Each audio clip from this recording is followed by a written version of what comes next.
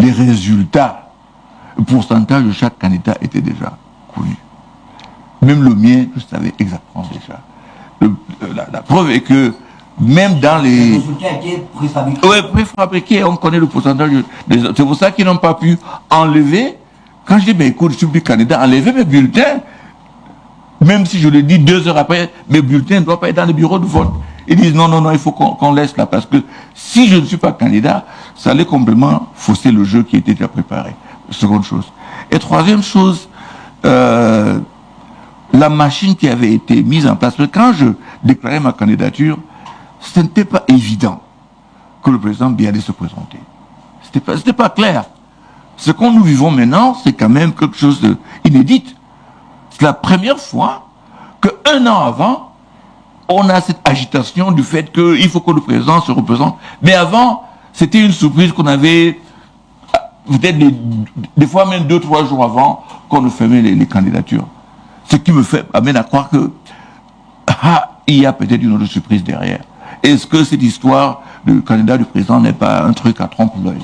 Donc, et pour répondre à votre question, cette fois-ci, j'irai jusqu'au bout. Non seulement parce que j'irai jusqu'au bout, j'irai jusqu'à étudier. Peut-être une dernière question. Allez-y, mettez le micro. À 7 ans, vous vous êtes mis derrière le professeur Kamto à la dernière élection, c'est bien ça? Ouais. Est-ce que aujourd'hui vous avez entamé les discussions avec lui? Sa candidature semble problématique. Il n'y a pas encore officiellement un candidat, un parti qu'il a investi.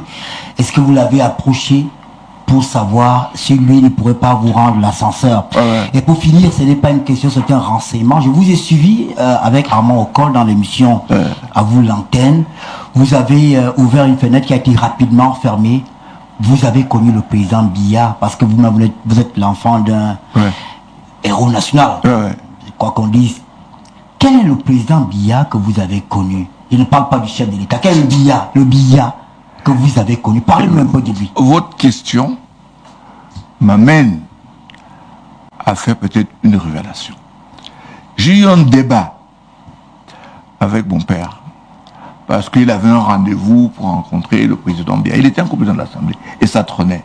Je dis, mais c'est pas possible. Ahidjo, vous le voyez dans les 6 heures du coup de fil. Il venait à la maison, ou bien vous demandez de le retrouver en Gaondéré. Et c'est comme ça, on gérait personne à personne.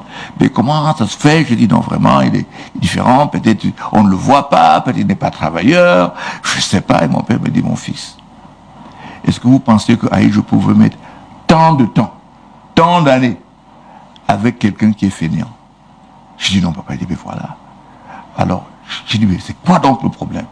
Pourquoi on ne sent pas cette empathie, on ne sent pas cette relation entre lui et les autres? Pourquoi on ne le sent pas? Et voilà la réponse de mon père. Je pense qu'il faudrait que les Camerounais l'entendent. Il me dit, vous savez, vous êtes bâtonnier. Je dis, oui, papa. Il dit, mais voilà. Vous avez été élu bâtonnier, vous avez été élu dans des associations, vous avez été élu dans beaucoup de groupements. Mais le président Biya, quand il devint président, n'avait jamais été élu à quoi que ce soit. Pas comme dans une association, même pas comme chef de classe, mais nulle part. Parce que l'élection vous exige, vous commande de solliciter le soutien de vos pairs. Donc vous avez un autre parcours. Vous voyez que ceux qui étaient avant, c'était les syndicalistes, c'était les maîtres d'école. Vous regardez le parcours d'Aïd, je regarde tous ces gens-là. Regardez Assalé, regardez les Bétaïnés. Tous ces gens-là qui étaient avant, ils avaient un parcours qui les transformait plus ou moins en tribun.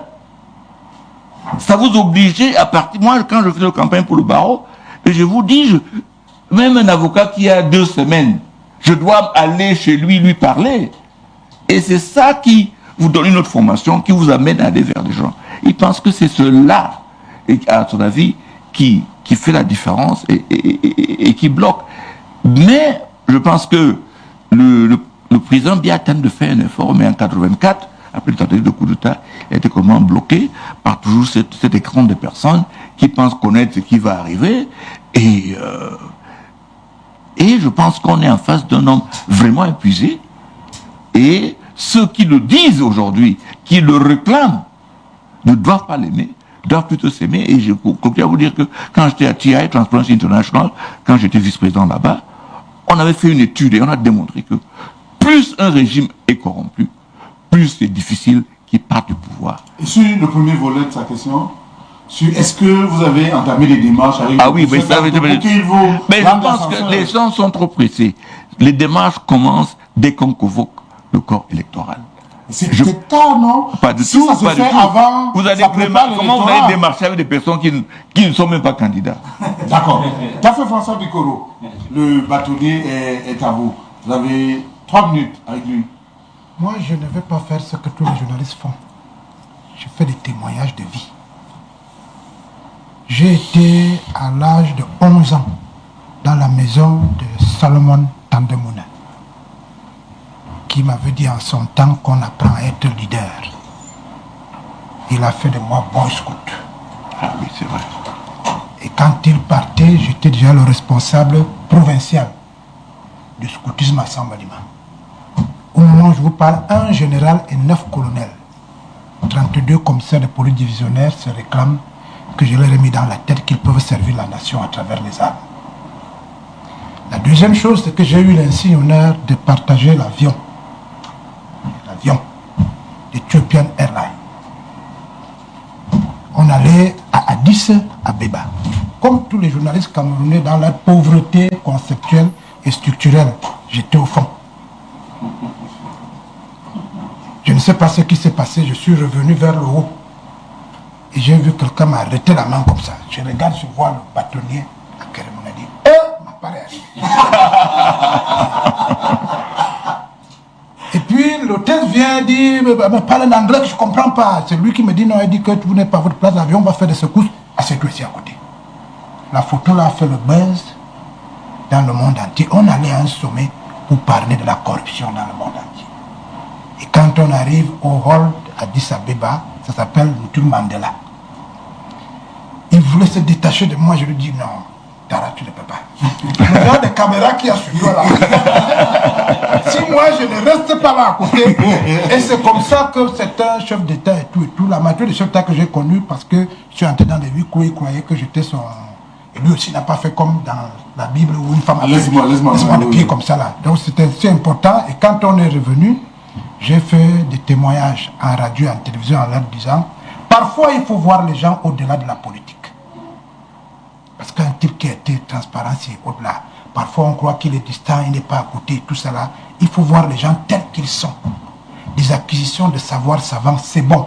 Mais comme je vous ai dit tout à l'heure, jouer sur la terre battue est différent que jouer sur le gazon synthétique. On a donc à côté de nous quelqu'un qui recèle en lui l'histoire du Cameroun, qui recèle en lui la solution refusée mais recherchée par l'ensemble des Camerounais dans ce qui s'appelle Cameroun bilinguisme, c'est ça qu'ils appellent, je ne sais pas comment ils appellent ça là. Il y a non, ils disent qu'ils sont bilingues et multiculturels. Tout à fait. On a donc à côté de nous quelqu'un qui recèle en lui tout ce que nous cherchons depuis, mais que nous refutons sur les plateaux de télévision. On a quelqu'un qui a vécu dans la cour, qui est entré de temps en temps dans la chambre. On a quelqu'un qui décide de donner le restant de sa vie pour construire ce qu'il a construit ailleurs, parce que les autres rêvent au départ, lui ne rêve plus. Il vous dit, j'ai parcouru le monde, je connais le monde, je suis dans la maison. Est-ce qu'il est possible que vous sachiez que ce qu'on a refusé en 2018, je l'ai fait avec Maurice Kamto, vous avez vu la difficulté qu'il avait à répondre à la question de journaliste. Je crois qu'il faut plutôt aller poser la question aux autres. Vous avez dit qu'il y a la difficulté pour se mettre ensemble. Il vient de se rendre à l'évidence que M. Paul Biya sera candidat, dont les mêmes causes produisent les mêmes effets. Est-ce que maintenant, ce qu'il a fait aux autres, on peut le lui faire? Et vous ne m'empêcherez pas de dire qu'il y a un faiseur de roi dans la salle. Mon grand frère, le professeur. Parce que vous aussi, vous avez l'art de toujours mettre en débat ceux qui, sans vouloir monter sur l'arbre, vous disent que quand vous allez tomber, vous allez me trouver comme rampe de lancement. Le Cameroun vient de recommencer à vivre. Il appartient à chacun d'entre vous, professeur. Quand je dis professeur de politique et de tout, vraiment refaisons la même chose qu'on a fait dans l'avion, parce que je ne sais jamais. Je vous dis, quand vous serez en haut là-bas, vous avez de la difficulté à savoir ce qu'il faut me donner. J'ai appris beaucoup de choses sur la lutte contre la corruption. Okay. Comme vous serez en haut là-bas, vous avez besoin de lieutenants pour continuer votre travail. Je vais faire comme un ministre qui avait dit, même ambassadeur en RCA, je prends. Réaction, monsieur le bâtonnier? Mais je suis vraiment, vraiment ému, très ému, et c'est tout ce que je peux dire. Très bien. Alors, on aura le professeur Nkoumolo tout à l'heure, et avant que vous ne l'interrogez, j'imagine que la question de la santé vous préoccupe. Le bâtonnier Akerimona a partagé avec les Camerounais ce qu'il appelle les 4 leviers de la gouvernance. C'est précis, c'est concis, c'est digeste. Je propose qu'on regarde ça tout de suite, ça dure 2 minutes. Et puis, ce sera place au docteur Albezé, le candidat Akerimona, les 4 leviers de la gouvernance.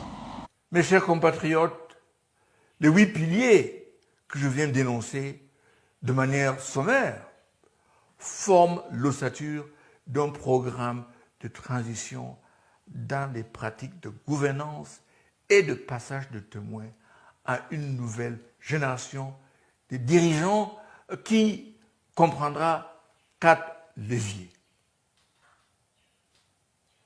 1. L'intégrité, la transparence, la redevabilité dans la gestion des affaires publiques. 2. L'inclusivité afin qu'aucun Camerounais ne soit laissé de côté. 3. Des réformes institutionnelles pour soutenir la transformation structurelle de nos mécanismes de gouvernance et de notre économie. 4. L'innovation de la transformation digitale. Mes chers compatriotes, nous envisageons un Cameroun où la justice est accessible à tous. Nous réformerons notre système judiciaire pour garantir que la justice ne soit pas un privilège pour quelques-uns, mais un droit pour tous. Nous renforcerons le pouvoir judiciaire et lutterons contre la corruption à tous les niveaux. Nous devons donner du pouvoir à nos juges et magistrats, les protéger contre la manipulation politique et le chantage professionnel, et faire de l'intégrité et de la probité les piliers de leur carrière. Ces réformes doivent nécessairement renforcer et protéger le caractère dualiste de notre système judiciaire. L'unité dans la diversité est cruciale. Notre force réside dans notre diversité. Et nous promouvrons l'unité nationale en embrassant nos différences culturelles, en favorisant le dialogue entre toutes les régions et communautés, en œuvrant à la réconciliation et à la guérison dans les zones touchées par les conflits. Très bien, vous avez compris que j'ai été rejoint par un co-modérateur, pas comme tous les autres, le professeur Prosper Nkouvondor, c'est le capitaine opérationnel du parti Univers qui, au cours d'une convention avec d'autres formations politiques, a décidé d'en investir le candidat Akerimona. Professeur, bonjour. Bonjour. Je devrais vous féliciter, non, pour bonjour à ceux qui sont sur ce plateau. Je devrais vous féliciter pour la victoire des Lions Indomptables face à bien sûr, déjà le président de la République, son Excellence Paul Biya, nous avait déjà félicité, même si certains veulent détourner ces félicitations. Le président Paul Biya avait dit, il félicite les Lions Indomptables et leurs encadreurs. Très bien. Ça laisse comprendre encadrement technique, et encadrement administratif. Mais certains ont une compréhension biaisée de ces félicitations en disant qu'on a félicité l'encadrement technique. On a félicité l'encadrement des... Très bien. Alors, prof, on n'a pas beaucoup de temps. Féliciter Marc Brice quand même, qui est sans défaite depuis qu'il est là. Il mérite des félicitations. Regardez la caméra et félicitez Marc Brice. Je suis franc, je ne joue pas à ce jeu. Je ne me le permettrai pas parce que il y a d'autres choses qui doivent être mises en réglage avant que je lui présente mes félicitations. Je dis qu'il est sans défaite. Depuis qu'il est à la tête de Lyon. Il est payé pour ça, monsieur, et gracieusement payé par le contribuable camerounais. Oui, mais son Nous attendons d'ailleurs président mieux que cela. a fait des défaites.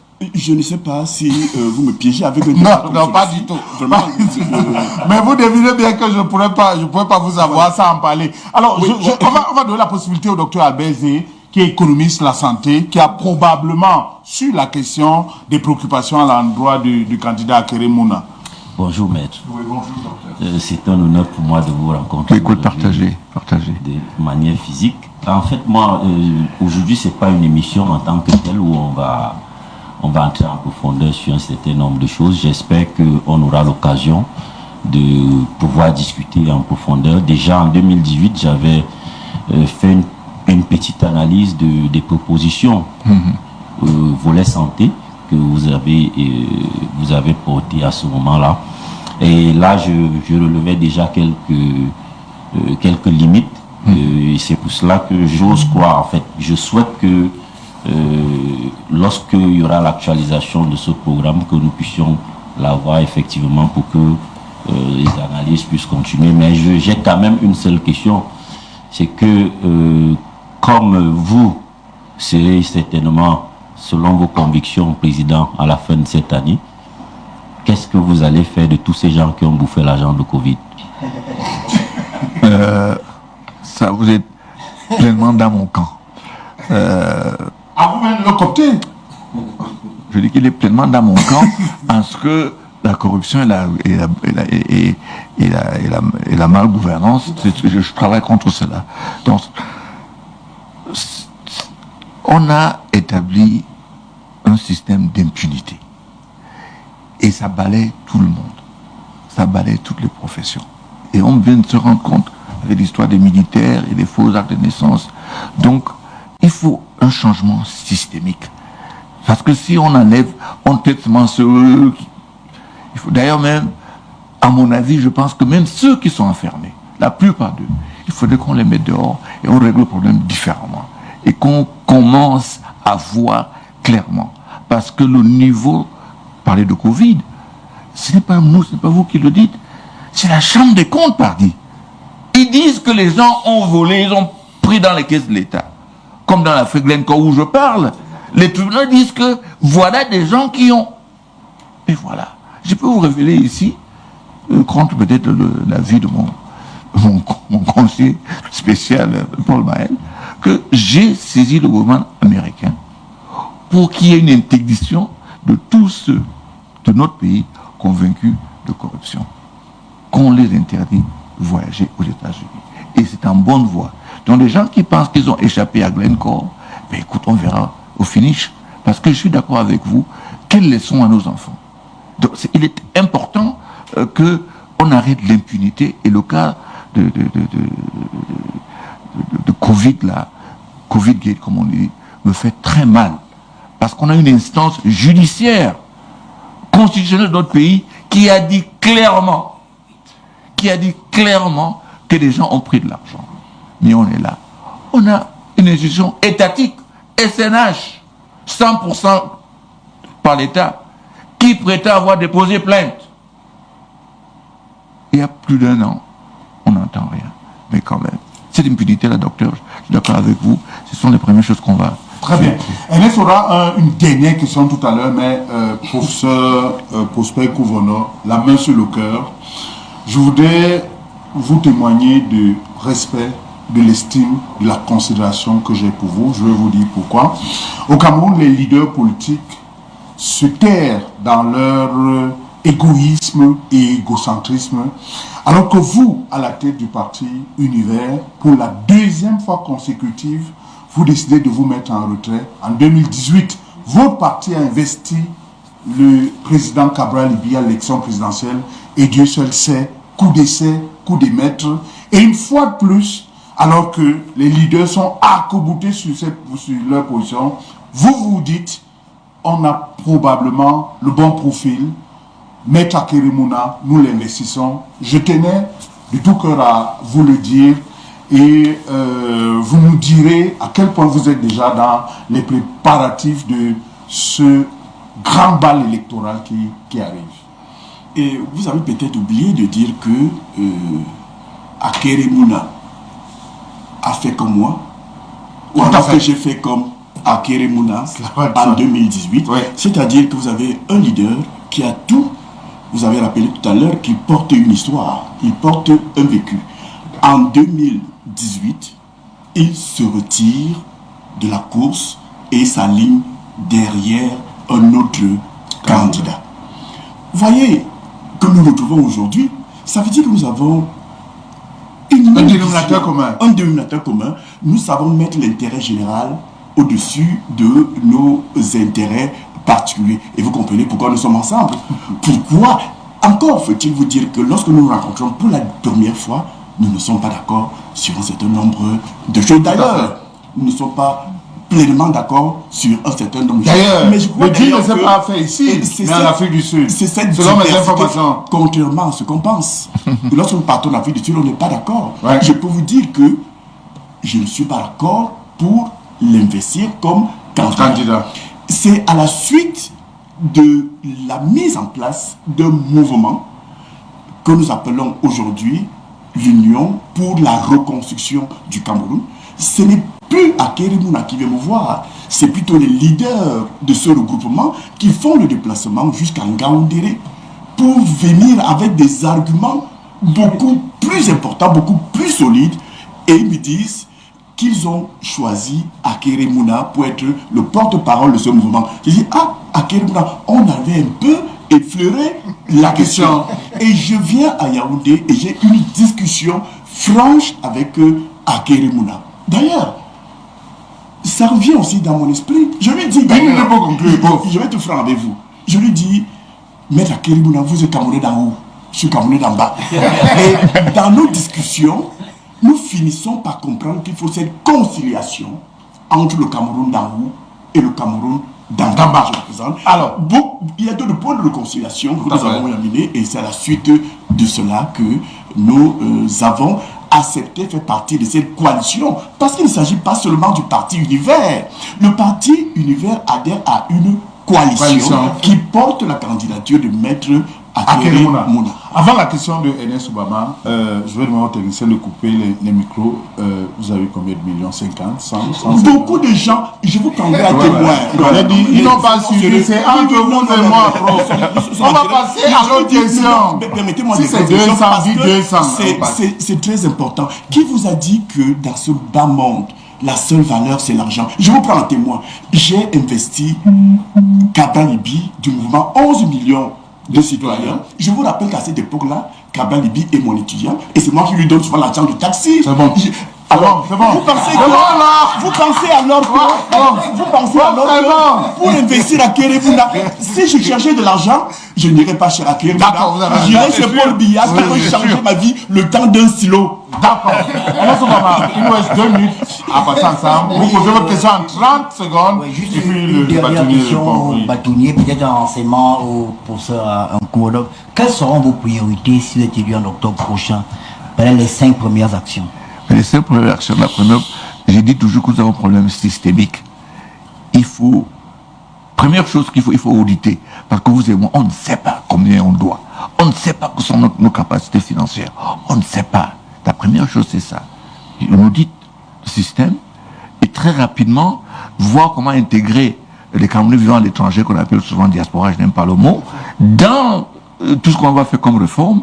Et troisième chose, mettre des commissions en place pour revoir tout ce que nous avons. Parce qu'on a un système depuis 61 qui roule maintenant complètement cabossé, avec la vitesse qu'il doit laisser. Maintenant, le train se ralentit et on est où nous en sommes. Donc ça va être une période vraiment de fonder, de placer les fondations qui vont nous permettre. Et je l'ai dit que moi, je ne suis pas un président ad vitam aeternam, je suis un président d'un seul mandat.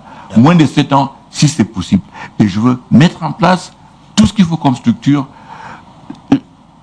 un pays vraiment décentralisé, où tous ceux qui doivent prendre une décision sont des personnes élues, ils portent avec eux, n'est-ce pas, le mandat des peuples. Dès que on termine tout ça, j'organise l'élection, je suis la société civile, il y a notre président, et je tire ma révérence, aussi simple que ça. D'accord. Merci beaucoup. Peut-être, prof, bonjour. Oui, bonjour. Bien. C'est même pas moi qui pose la question, hein, c'est quelqu'un qui m'envoie la question en direct, qui vous écoute et qui demande est-ce que c'est si difficile de laisser que Mununga s'asseye sur le banc? Si oui, s'il faut payer, ils sont prêts à cotiser pour payer pour que vous le laissiez s'asseoir sur le banc. Et je renvoie la question à monsieur le ministre des Sports. Est-ce si difficile pour lui de demander à celui pour qui il chante la gloire, c'est-à-dire Marc Brice, de venir simplement à la Fédération camerounaise de football pour que nous discutions du banc de touche. Parce que le banc de touche ne se limite pas seulement à Mununga. Il y a des ministres, il y a plein d'autres personnes qui doivent... Nous devons donc nous asseoir et discuter. Voyez-vous, lorsque nous... Pas lui, la maison qui a envoyé le message. Vous voyez bien qu'il y a des joueurs convoqués qui se retrouvent à la tribune. Vous voyez des entraîneurs de très haut niveau. Et alors, de très haut niveau, au Mambiik, que vous connaissez très bien, sans rechigner, se retrouver et se retrouve régulièrement à la tribune. Tout cela se gère dans le cadre d'une concertation très bien, à laquelle nous appelons de tous nos voeux depuis fort longtemps. Très et bien. c'est pas Marc Brice que j'interpelle le ministre des Sports, qui visiblement semble être le commanditaire de tout cela. L'affaire Congo-Rwanda, hein, c'est-à-dire que vous ignorez le M23, vous attaquez...